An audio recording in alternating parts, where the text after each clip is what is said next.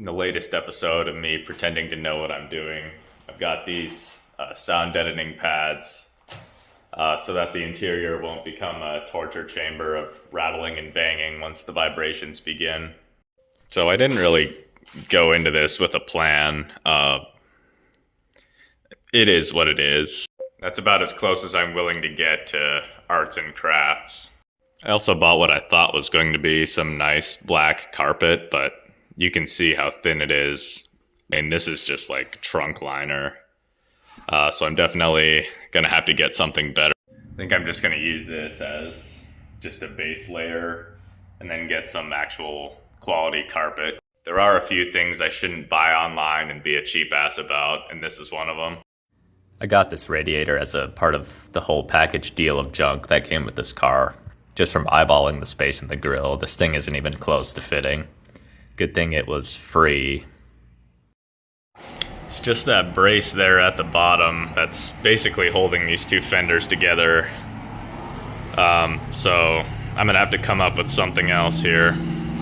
The only radiator that I can find that'll fit this is a tractor radiator. So hopefully it won't overheat. Small block Chevys don't run that hot, do they? It was like 150 bucks off Amazon, so the stakes aren't high here. Well, here's the radiator for the Ford 8N tractor.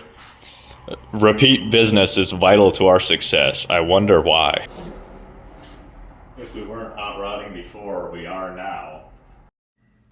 My new high-quality tractor radiator fit almost too well. I may be a bit overzealous to think my ingenuity isn't a recipe for disaster on a typical southern summer day.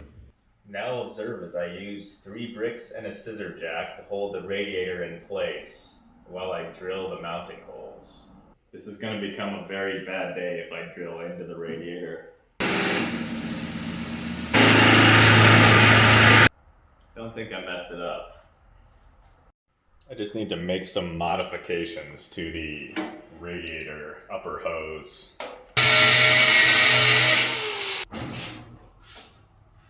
I'm gonna not also cut my wiring.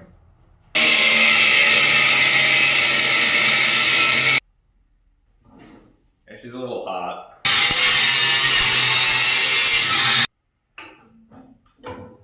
Damn!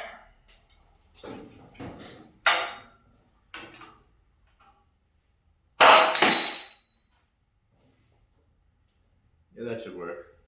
With my modifications in place, I've got my cheapy upper radiator hose pretty buttoned up. As for the lower, I will need to buy more radiator hose because the stuff I had left isn't going to get me from here all the way to the water pump here. Our 15-inch radiator fan came in, and miraculously, it fit on the mounting holes that I used for the radiator. Just ignore the zip tie and spacer holding the radiator on. Got it hooked up to my car battery here. I'm gonna see if this thing will spin up.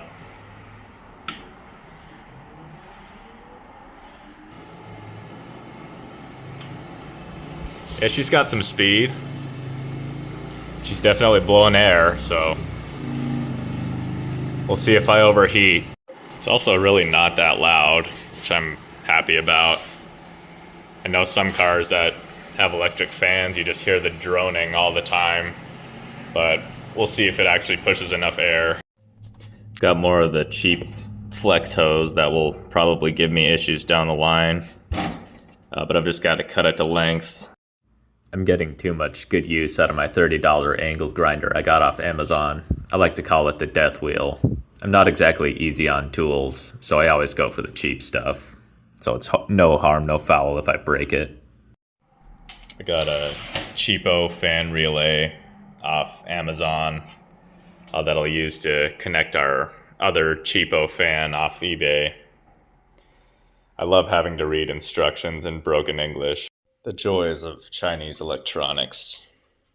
It says on the instructions black goes to the water temp sending unit. However, on the wire it's labeled black to ignition.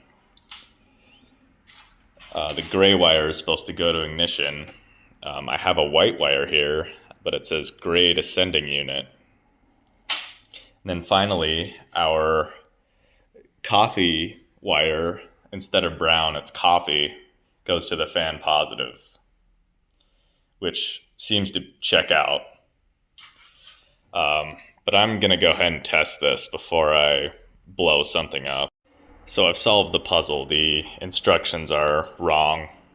So the white/gray wire goes to the sending unit, and then our black wire goes to the ignition. So when I touch this on 12 volts, you can hear the relay click and then the fan starts up. Supposedly the fan will turn on at 185 degrees, but I expect it to be on all the time since we are using a tractor radiator. Next item on the agenda is just going to be to clean up this mess, place my bright and dimmer switch where I'm going to be putting my left foot, placing the switch for the headlights somewhere on the dash here. Now it's just about making it look pretty. I can honestly probably get rid of a lot of these wires. This harness came with everything like power seats, power windows, like power windshield wipers, just like a bunch of stuff that this car will probably never have. Got the wiring a little bit more buttoned up now, and by that I mean shoved into the top of the dashboard and zip tied, except for a couple wires here that will go to the brake switch, which I still have to figure out how I'm gonna make that work with this whole situation. I'm running a 1-wire alternator, which is going to the positive lead on the starter. I've also ran my main grounding strap between the negative terminal of the battery and the block using the starter bolt. I'll have to add another grounding strap between the engine and frame to ensure the rest of the car is also grounded. But before I tie a bow on wiring, I've got arguably the most important component left.